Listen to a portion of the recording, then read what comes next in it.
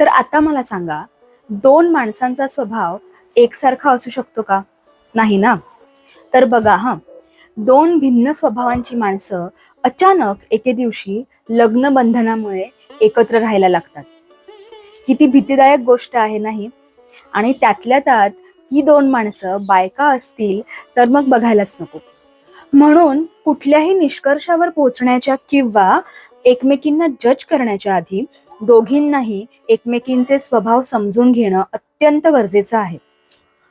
समाजाने काही रूढी आणि परंपरा आपल्यासाठी आखून ठेवल्या आहेत, म्हणून आपण पण त्या आंधळेपणाने फॉलो केलंच पाहिजे असं काही नाहीये.